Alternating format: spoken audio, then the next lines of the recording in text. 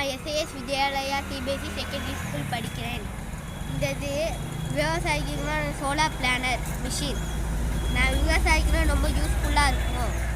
இப்போ நான் ஆன் பண்ணி காமிக்கிறேன் பாருங்கள். ஆஃப் பண்ணு. அப்படியே சூரியன் வச்சனால இங்கே பட்டு லைட் எரியும். Thank you guys. இப்போ பார்த்தீங்கன்னா நம்மளோட அண்ணன் மகன் தான், பேர் வந்து நவீன், 6th A படிக்கிறாப்புல. அதாவது இயற்கை முறையில் வந்து விவசாயம் பண்ணுறதுக்கு வந்து ஸ்கூலில் வந்து ஒரு ப்ராஜெக்ட் கொடுத்துருக்காங்க. அதனால் என் தம்பி பார்த்திங்கன்னா சோலார் பேனல் கண்டுபிடிச்சிருக்காப்புல.